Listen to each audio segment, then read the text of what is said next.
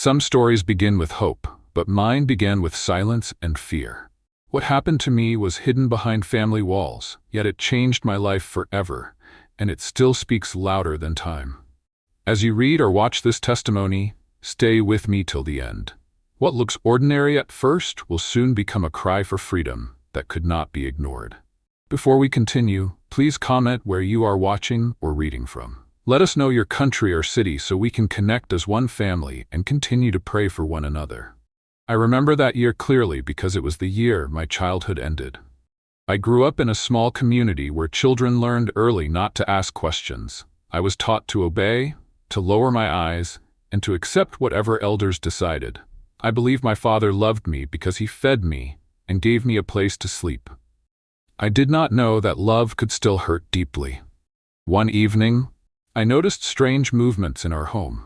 Adult men came and went. My mother avoided my eyes. My father looked proud but distant. Nobody explained anything to me.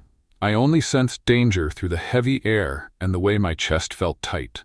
Later, my mother revealed to me that a decision had been made about my future. She showed me by her tears that she was powerless. She made me understand that I was being given to a much older man as a wife. She helped me realize that money had already changed hands. I did not understand marriage fully, but I understood fear. I understood separation. I understood that I was no longer free. Days later, I was taken away from my home. I was not allowed to cry loudly. I was told to be strong. I was told that this was my duty. My small bag was packed without my favorite things. My dreams were left behind in that room. The man I was given to was older than my father. His house felt cold even under the sun. From the first night, I learned what captivity meant. My body was still a child's body, but I was treated as property. I was told that doubt was weakness and weakness was betrayal. Fear followed me everywhere. In March 2016, I was taken to a compound far from home. It was quiet, guarded, and cold even under the sun. There, my name was no longer important. I was a tool in training. They controlled what I ate, when I slept, and what I thought about. They watched my face during lessons. If my eyes showed uncertainty, punishment followed. Sometimes it was shouting. Sometimes it was beating. Sometimes it was silence so loud it hurt more than pain. I saw others punished worse than me. One young man was tied for hours because he hesitated during prayer. Another was locked in a dark room for days because he cried at night. We were taught that pain was cleansing. I learned to stop feeling. They reminded me daily of the promise. They repeated it until it lived in my head. They made me imagine a reward so bright that the suffering around me seemed small. I held on to that picture whenever my body ached or my heart felt heavy. But something strange began to happen. At night, when everything was quiet, fear returned. Not fear of death, but fear of what I was becoming. I remembered faces from my childhood. I remembered kindness from people I was taught to hate. These memories felt dangerous, so I pushed them away. The persecution did not stop when training ended. It followed me inside. I was watched, tested, and threatened. If I stepped back, I was told my family would suffer. If I refused, I was reminded of shame and punishment. I felt trapped between heaven and hell, both promised by men. I did not know it then, but this was the beginning of the breaking point. The promise I believed was already cracking, and the pain it caused was deeper than any wound on my skin. This was only the first chapter of my journey. The road ahead would cost me everything I thought I was, and give me something I never expected. I thought I was becoming strong, but I was really being slowly erased, piece by piece, until only fear and obedience were left inside me. The days after my training grew heavier than the days before. I moved through life like someone walking under a deep shadow. Everywhere I went, eyes followed me. Every step felt measured. Every breath felt judged. I was placed among men who had already given up their own voices. They showed me how silence could keep a person alive. They revealed to me that hesitation brought pain. They reminded me daily that my life no longer belonged to me. Persecution did not come all at once. It came like small cuts, one after another. Each morning began with control. I was woken before the sun. My body was tired, but rest was treated like weakness. If my posture was wrong, punishment followed. If my focus drifted, hands landed on my back. Pain became a teacher that never slept. Food was used as a weapon. Some days I ate enough to stand. Other days I learned how hunger makes the head weak and the heart quiet. When I asked for more strength to continue, I was shown suffering and told it was necessary. I was separated from my family. Letters never reached me. News from home was blocked. They explained that attachment made people weak. At night, when memories of my mother's face came back, I pressed my eyes shut and forced myself not to cry. Tears were not allowed. I watched others break. One young man collapsed during training. Instead of help, he was dragged away. Later, I saw him sitting alone, shaking, his eyes empty. He was treated like a warning, not a human being.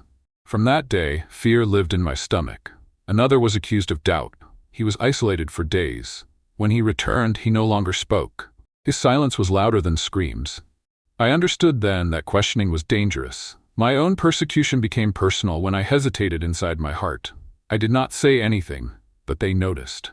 They always noticed. They increased the pressure, they reduced my sleep, they assigned harder tasks. My body hurt constantly. My mind felt trapped in a small dark room. They told me suffering was proof of faith. They showed me scars and called them honor. They revealed to me that pain was the road to reward. I believed them because disbelief felt more dangerous. Outside the compound, the world continued. Inside, time stopped. I began to feel less human. My name was rarely used. Orders replaced conversations. When I looked at my reflection in water, I barely recognized myself. My eyes looked older than my age. The worst persecution was not physical. It was mental. I was made to imagine death every day. I was trained to accept it without fear. But fear did not leave. It grew. It sat in my chest and made breathing hard. I wondered why something called holy felt so cruel. Sometimes I remembered Christians I had seen as a child. I remembered kindness from a shop owner. I remembered a teacher who smiled. These memories confused me. They did not match the hate I was taught. When these thoughts came, I punished myself with silence. I stayed awake at night, staring into darkness, asking myself how I reached this place. I wanted to leave, but leaving felt impossible. They warned me about betrayal. They showed me what happened to those who turned back. They explained that shame would follow my family. Fear wrapped itself around my heart like rope. One night, after a long day, my body finally failed. I collapsed alone. No one helped me. I lay there, weak, hungry, and shaking. In that moment, I did not feel brave or chosen. I felt small and forgotten. That was when a quiet question entered my mind. If this path was true, why did it destroy everyone who walked on it? That question did not leave me. It stayed with me through the pain, through the pressure, through the persecution. It became the crack in the wall they built around my mind. I did not know it yet, but this suffering was pushing me toward a moment that would change everything. The path I was forced to walk was leading me not to death, but to truth. And truth always comes with a cost. I did not know that one quiet moment could undo years of fear, but that night proved to me that even the darkest walls can crack without noise. By this time, my body was tired in a way sleep could not fix. My mind was heavier than my bones. Each day felt like a test I was already failing. I walked, trained, and obeyed, but something inside me had started to resist. The persecution became sharper when they sensed distance in me. They watched me more closely. They kept me apart from others. They gave me the hardest tasks and the least rest. They believed pressure would repair what doubt had touched. Instead, it exposed the truth. One afternoon, I was sent on an errand outside the compound. It was rare. 2 men followed me closely. Their eyes never left my back. Even freedom for a few minutes came with chains. On the road, I saw ordinary life moving on. I saw children playing with dust and stones. I saw women selling food by the roadside. I saw people laughing without fear. That simple scene confused me more than violence ever had. Nothing about them looked like enemies. My heart began to beat fast, not from danger, but from realization. Later that day, exhaustion took over my body. I was sent to clean a small storage room alone. It was dark and quiet. For the first time in weeks, no one was watching my face. I sat on the floor and breathed slowly. In that silence, memories returned without force. I remembered kindness. I remembered times when someone helped me without asking what I believed. I remembered moments of peace that did not come from fear. I realized something painful. Everything I had been taught relied on control, fear, threats, isolation, pain. Truth, I began to see, did not need chains. That understanding frightened me more than punishment ever had. The persecution intensified after that day. They noticed the change in my eyes. They assigned someone to watch me at night. They reduced my food again. They increased physical punishment under small excuses. If I was slow, I was weak. If I was quiet, I was hiding something. One evening, I was forced to witness the punishment of another man. He was accused of planning to leave. They tied his hands and kept him outside under the cold night. We were made to watch. They wanted fear to teach us.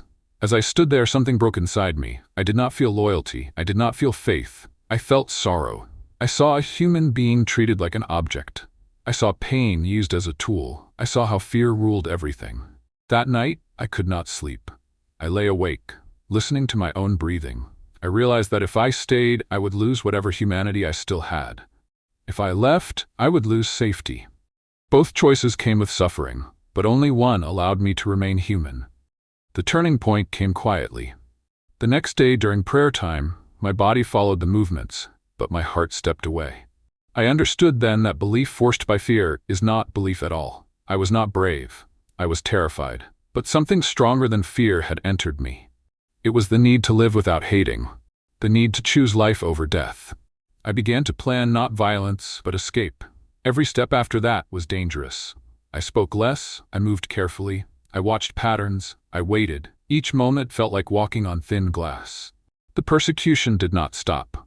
If anything, it prepared me. Pain taught me endurance, isolation taught me clarity, fear taught me what I never wanted to become. By the end of that week, I was no longer the person who arrived at the compound. The promise I once believed had lost its power over me. I did not yet know where I was going, but I knew where I would not return. And that knowledge, born from suffering, was the beginning of my freedom. I walked away from everything I knew, knowing that the choice I made could cost me my life, but also knowing that staying would cost me my soul. The night I left was quiet, but my heart was loud. Every sound felt like danger. Every shadow felt like a hand reaching for me. I moved slowly, remembering the paths I had watched for weeks. Fear walked beside me, but it no longer led me. When I crossed the boundary of that place, my legs shook. I did not feel free yet. I felt hunted. The persecution followed me even after I escaped. I had no home. I had no name I could safely use. I hid in abandoned places and empty rooms. Hunger returned, but this time it came with hope. I slept lightly, waking at every noise. My body carried scars. My mind carried deeper wounds. People I once trusted searched for me. I learned to change locations often. I avoided faces. I avoided crowds. I lived like someone already dead, just waiting to be found. One day, weakness forced me to accept help. I met people who were different from what I had been taught. They did not threaten me. They did not force me. They showed me kindness without asking for anything in return. They helped me heal my wounds. They fed me. They listened. They revealed to me a faith built on love, not fear. Because of that decision to walk away, persecution returned in new forms. I was reported. I was mocked. I was beaten by strangers who believed I was a traitor. I was chased from villages. I slept in rain. I slept hungry. I slept crying quietly so no one would hear me. At one point, I was captured and questioned. They demanded that I return to who I was before. When I refused, pain followed. My body was struck, my hands were tied, threats were made against my family. But something had changed. Even in pain, I felt peace I had never known. Fear no longer owned me. I understood then that truth does not remove suffering, but it gives meaning to survival. The greatest persecution came from loneliness. I lost my past, I lost my identity, I lost everyone I once called family. Some days the silence hurt more than blows. Some nights tears soaked the ground beneath me. Yet every morning I woke up alive. I learned to forgive. I learned to heal slowly. I learned that faith can grow even in broken soil. Today, I live quietly. I still carry risk. I still face rejection. But I no longer live for death. I live for life. My story is not about being strong. It is about choosing light while walking through darkness. If you are reading this, I ask you to remember those who are persecuted for their faith across the world. Pray for those hiding. Pray for those imprisoned. Pray for those who suffer quietly so others may worship freely. And if your heart desires change, know this: repentance is not about perfection. It is about turning back to God. I turned to God by admitting my sins, asking for forgiveness, believing in the sacrifice and love of Jesus, and choosing to follow him with my life. I asked him to change my heart, to guide my steps, and to give me strength to walk in truth. If you desire the same, you can do this in your own simple words, from your heart. May God comfort the persecuted, heal the broken, and give courage to those choosing truth over fear.